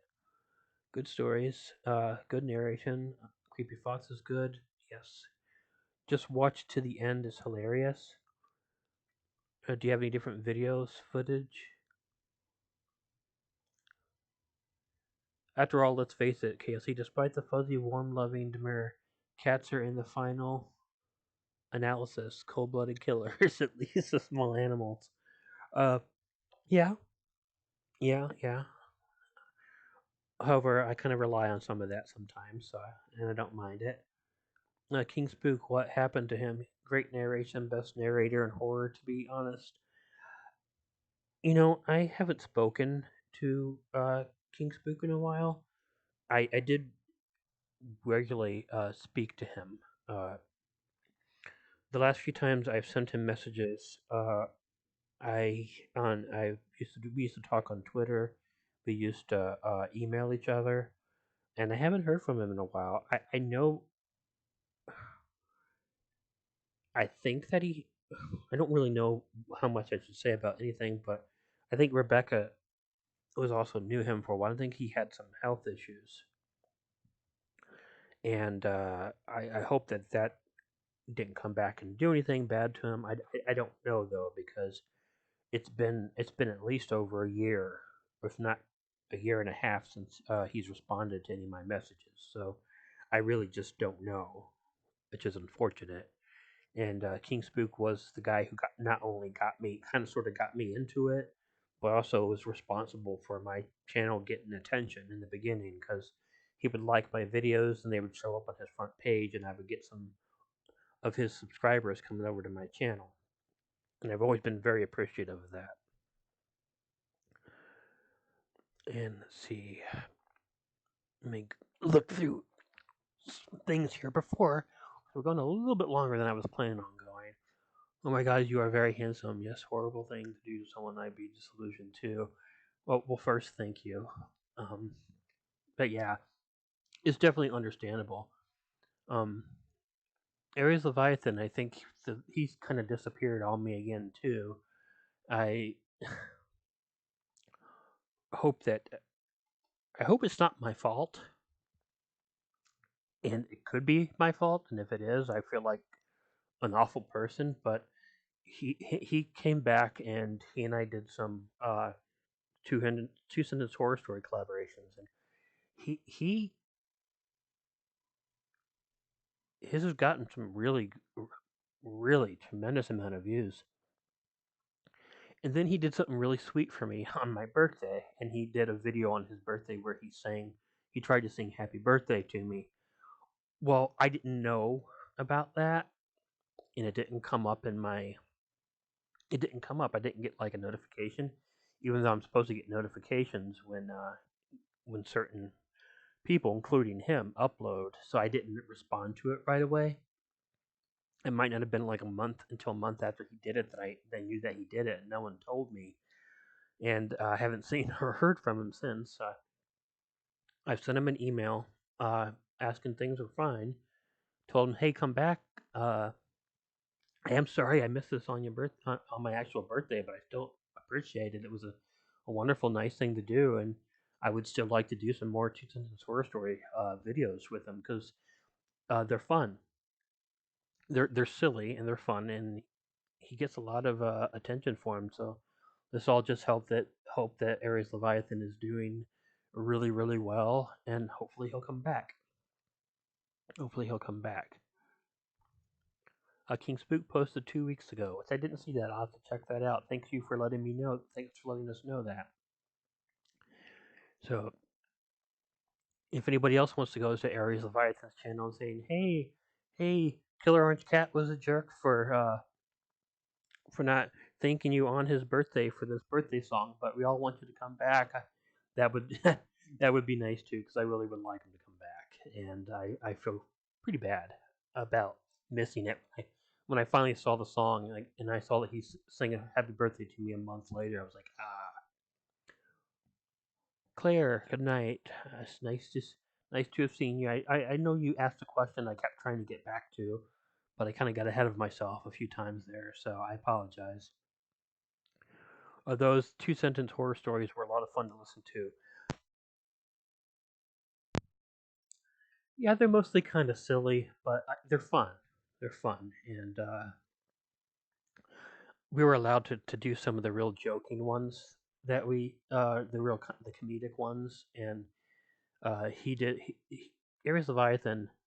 Uh, I guess he really didn't even know who I was until he came back, because I kind of became a fan of his like after he had gone away the first time. So he came back, and it seemed like we were getting off to be pretty good friends, and I hope I didn't screw that up by not being able to thank him for the birthday wish right away. So again, I encourage everyone to go to his channel, say, hey, he might have been a jerk for not responding right away, but we still want you to come back. Um, as for where's Hey Dre? How you doing? I think my sister's asleep right now, so she might be, she might not be. I'm not really sure, but when I started the stream, she was asleep, which is otherwise we were planning on her being in the stream, but she didn't. I wasn't going to wake her up for it because she'd been up like all night, and she had worked on one of her own videos. She'll have a video coming out soon where she'll be making cinnamon rolls, and I just didn't want to, uh, wake her up. So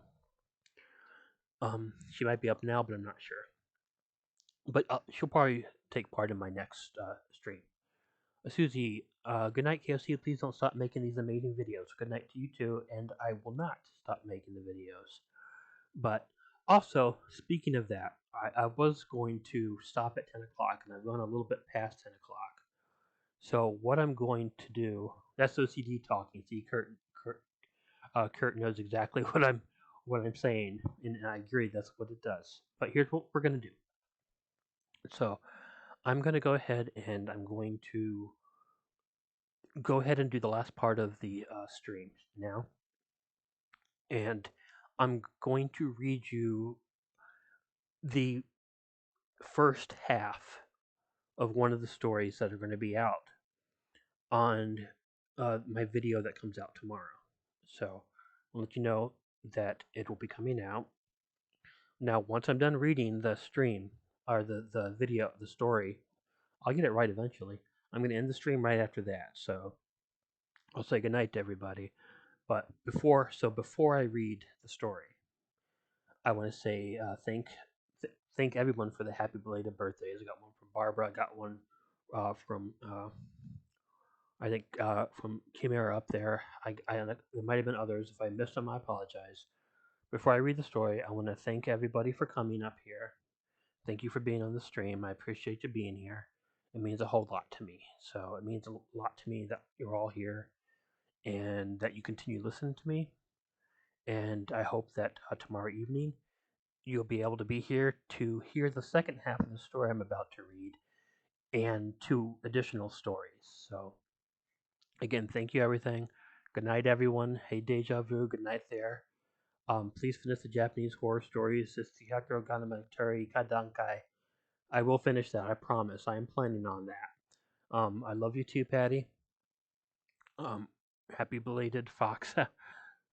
So good night, Jen J, and good night to everybody. And thank you too. Thanks, Chimera. Good night, Rebecca. Good night, everybody. Now I'm going to read the story and let you know. Right when I'm done, I'm just going to go ahead and end the stream and thank you, everybody, for being here. Since these country stories have been doing very good, that's what it's going to be. And much love back, Bitty Bitty. Make sure to get back to work with friends too. Okay, so here we go. I grew up on the West Coast for the first part of my life. This would have been up until I was around 15 years old. Around that time, my life changed a whole lot. We went from the bustling coastal cities to, I guess, what some people would consider the heartland of America. We went out to the country. My father had worked for a long time and had been able to retire early, so he wanted to move out to the country so that he could try to establish a peaceful writing career. I should get this right out, that I was in no way bitter about the move. It's a theme I notice in horror stories and horror movies. When a child is taken out of the urban life, they always get upset with their parents when they're put into a rural life. You often get the teenager who is pissed off about the move and resents their parents for making them do it. And that wasn't me. I was pretty pleased and interested with the new change in my life. Living in the country opened up the door to a completely different world for me, and I was interested in learning as much about it as I could. We moved right at the end of the school year. My parents wanted to make sure I didn't have an interrupted year of school. So that was cool. But it also meant that, especially since we moved out to a country house in the hills, that I would not have any new friends in my new area to hang out with. So I had to spend most of the time getting familiar with my new surroundings all by myself. Spending a lot of time by myself was an interesting and new experience for me, but in the beginning I was a little hesitant to go off too far. I guess maybe I'd seen one too many scary movies where someone gets lost in the woods and thought it would happen to me. So I really didn't go hiking or anything. I would walk along the gravel roads, though, going a little further each time I went out for a walk. We had been living at the new place for about 2 months when the story takes place. It was later in July, if I remember correctly. What I mostly recall is that it was awfully hot outside, and I was feeling sort of cooped up. So, sometime around 10 p.m., I decided that I would go out for a walk. This was my first time going out at night. As I mentioned, I was worried about getting lost or experiencing something weird, but I don't know why. For some reason, that night, I just thought I should go for a walk. And when I went out, I also figured that I wouldn't stay out too late, nor would I go out too far. But I guess as I was walking along, I got to thinking.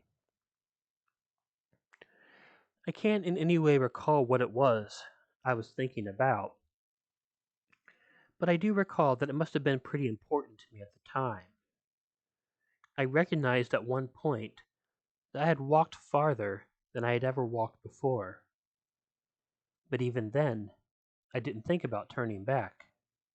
I just kept going, and kept thinking, and kept walking along. What finally brought me out of my deep thought was a bit of a shock to my system.